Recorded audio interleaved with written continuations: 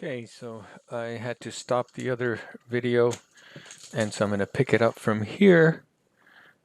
And so then we went on to talk about Taylor and Maclaurin polynomials. And the only difference between them is where you're expanding about, right? And so a Maclaurin polynomial, you are evaluating your function and your derivatives at 0. And so then you get a polynomial that looks like this. What is important about this polynomial is that this polynomial has the same output at 0 as whatever function you're working with, and the derivatives, the first n derivatives match at 0, right? And so again, what's important is for you to realize that what makes a polynomial is its coefficients, and the coefficients are given to you by this formula. Your c sub n will be your nth derivative evaluated at 0 divided by n factorial. So find the nth Maclaurin polynomial and express it in summation notation for the function f of x is equal to 1 over 1 minus x. Okay? And so to do that, I organize my work in a table. And I'm going to do enough of these for me to see a pattern. And then I will stop once I see a pattern. So the left column is n, the derivative that you're taking. The second column is your nth derivative formula, and then you need to evaluate your nth derivative formula at 0 when you're looking for a Maclaurin polynomial. And if it's a Taylor polynomial and it's not 0, then it's whatever number you are using there. And then you use this to identify what is your Cn, what is your nth coefficient. And so then the formula for that is again just n factorial divided by, I'm sorry, not n factorial. The nth derivative evaluated at 0, the nth derivative evaluated at 0 divided by n factorial. And so then when n is 0, you're just dealing with your original function. And so to help me out, I will write this as 1 minus x to the negative 1. That will help me find my derivatives simpler. When I put in 0, I get 1 to the negative 1, and 1 to any power is 1. And so then my c naught, and my constant term, is 1. When n is 1, I'm going to take the first derivative, so I'll bring down the exponent, negative 1 minus x, take 1 away from the exponent, negative 2, times the derivative of the inside, but the derivative of the inside is negative 1, so that just makes this a plus. When I put in 0, I get 1 minus 0 is 1 to the negative 2, 1 to any power is 1. And so then I get my C1 is 1 divided by 1 factorial, which is 1. When n is 2, now I take the derivative, so I'll bring down the negative 2. Take 1 away from the exponent, so now I'll have an exponent of negative 3 times the derivative of the inside, which makes this negative 2 a positive 2. Okay, and then I will evaluate this at 0. When I put in 0, this factor here becomes 1. 1 times 2 is just 2. And so then C2 is 2 divided by 2 factorial, which is just 1 again. 2 factorial is 2.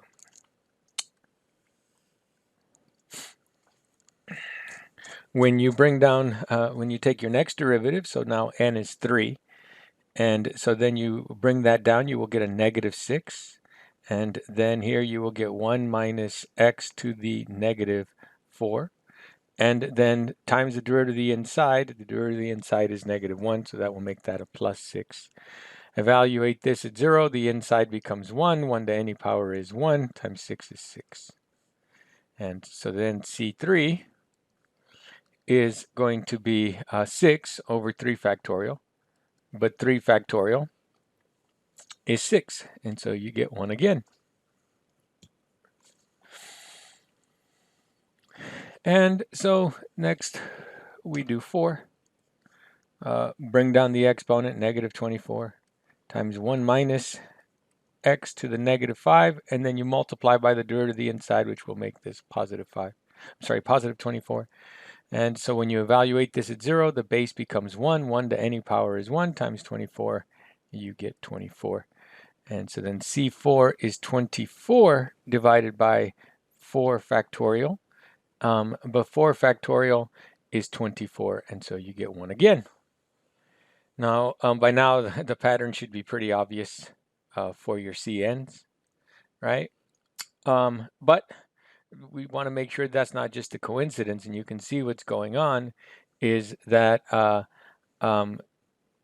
when you brought down the 1, then you brought down the 2, then you brought down the 4, here you're just going to get 4 n factorial. So this is 0 factorial, this is 1 factorial, this is 2 factorial, this is 3 factorial, and this is 4 factorial, and it'll just keep going on, because next you're going to bring down the 5, making this 24 a 120, which will be 5 factorial, and so then your C5 is just going to be 1 again. And so then the Maclaurin polynomial then is 1 plus x squared plus x cubed plus dot dot dot x to the n. And we can write that in summation notation by starting at n equals 0. I'm sorry, k. We'll do k because we were going out to the nth. And k equals 0 to n. And then all we have is x to the k. And there it is.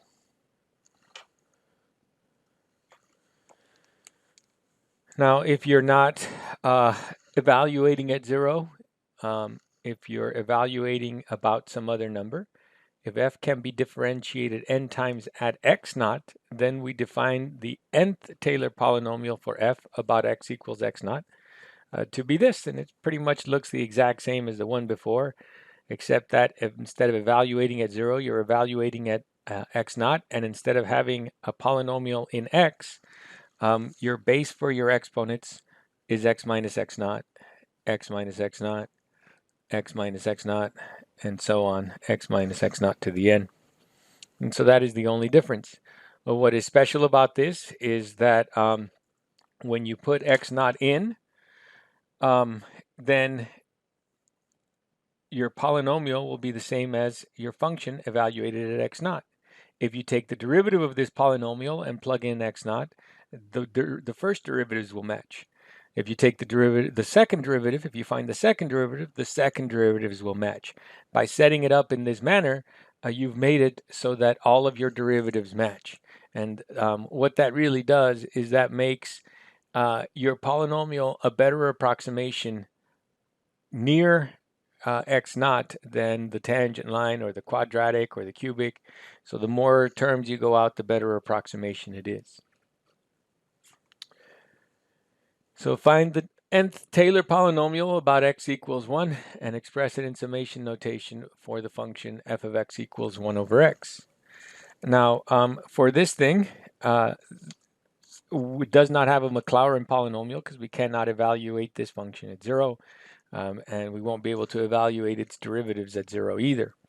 So one way around that is to look instead of at the Maclaurin polynomial, to look at the Taylor polynomial, and it's about x equals 1. So again, the way I organize my work is by making a table. The left-hand column is n, the derivative that you're taking. The next column is the derivative function. Then you're going to evaluate your function not at 0, but at 1. Because it's about x equals 1, whatever number you're expanding about. So this one is x equals 1. And then you're going to use that to calculate your coefficients. And your coefficients are given to you by the formula take your nth derivative, evaluate it at 1, and then divide it by n factorial. So when n is 0, then that's just the original function, 1 over x. And when you plug in 1, you get 1. And so then your C naught is just 1. When n is 1, now you're going to look at the first derivative. So again, we should have written that as x to the negative 1 to make it easier to differentiate. And so then you'll bring down the exponent, take 1 away from the exponent, negative 1, x to the negative 2, and then you'll plug in 1. But 1 to any power is 1, and so then you will get negative 1. So then your C naught is negative 1 over 1 factorial, which is just negative 1. When n is 2, bring down the exponent, negative 2, take 1 away from the, I'm sorry, that should be a positive 2. Bring down the exponent, there's already a negative there. So then that should be a negative exponent. I'm sorry, that should be a positive 2. Take 1 away from the exponent, negative 3. Plug in 1 for x, but 1 to any power is 1, so now you get 2. And so then you get C naught is 2 over 2 factorial. N factorial, n is 2, 2 factorial. But 2 factorial is 2, so you just get 1. When you do 3, bring down the exponent, negative 6, take 1 away from the exponent, negative 4. Evaluate this at 1, you get negative 6. I don't know why I keep putting C naught. Okay, so this should be C1. This should be C2. And so then this is C3. And this is negative 6 over 3 factorial. But 3 factorial is 6. And so then you get negative 1. And then at 4, you bring down the exponent, you get positive 24. Take 1 away from the exponent, x to the negative 5. Plug in 1, you get 24. And so then C4 is 24 divided by 4 factorial. But 4 factorial is 24, so you get 1. And so you see positive, negative, positive, negative, positive, negative. And you can see that that pattern is going to continue because every time you take a derivative, you're going to bring down that negative exponent. And if it was a positive number before, when you bring it down, it will become a negative exponent. I'm sorry, it'll become a negative coefficient. Take 1 away from the exponent, and you can see that you're just going to keep getting the factorials here. 0 factorial, 1 factorial, 2 factorial, 3 factorial, and then 4 factorial, and now 5 factorial. So then your C5 will be negative 1. So then your P5, polynomial of degree 5, will be 1.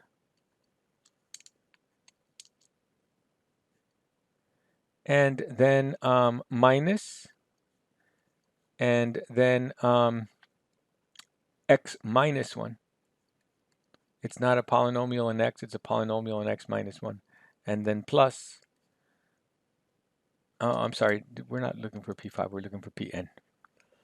Plus x minus 1, now squared, and then minus x minus 1 cubed, and it's just going to alternate from there. So now we can write it in summation notation.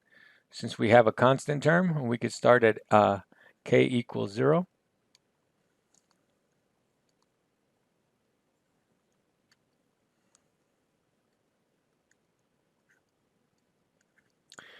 And go on to n. And then we have plus minus, so we have a factor of negative 1 that we need to the kth power. When k is 0, we get a positive 1, so that's good. All of them have a factor of x minus 1, and the powers are 0, 1, 2, 3. And there we go. That is it.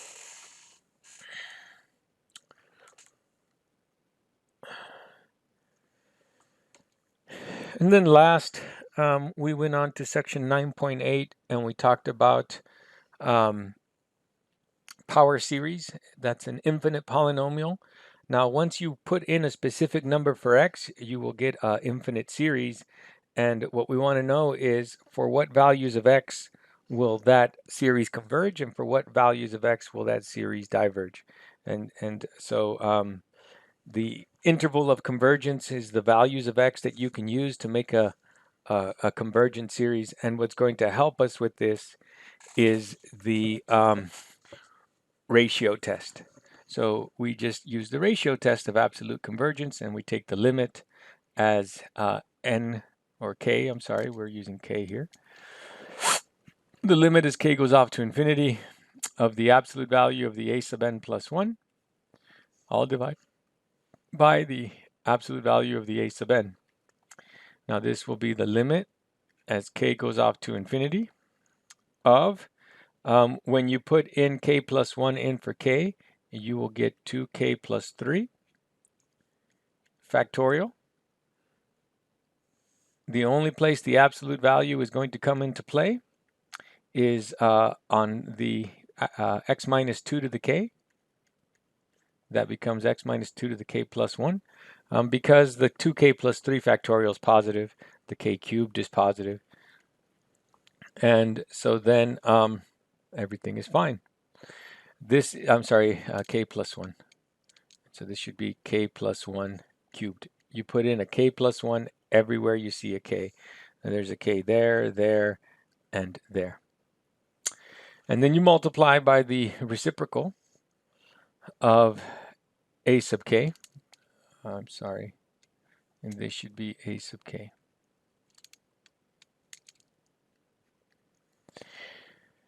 And so the reciprocal will put this k cubed on top.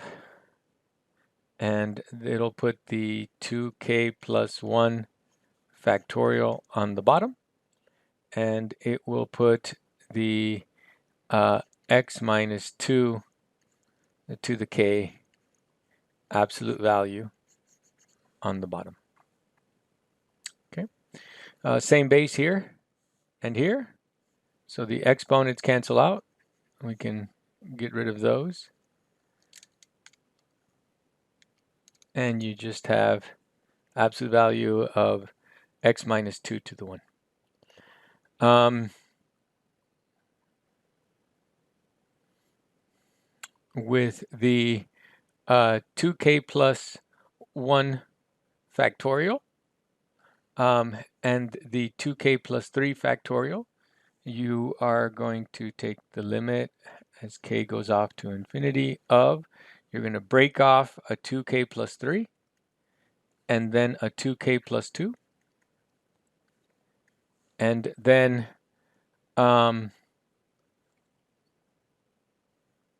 the k factor, the 2k plus 1s will cancel out, and all you have left on top is the absolute value of x minus 2. And then on the bottom you have sorry, you still have the k cubed, this k cubed over here. So you have the k cubed, and then on the bottom you have k plus 1 cubed. But as long as x does not equal 2, this limit will equal infinity. Therefore, it diverges for all x except x equals 2. So your radius of convergence is 0, and your interval of convergence is just 2.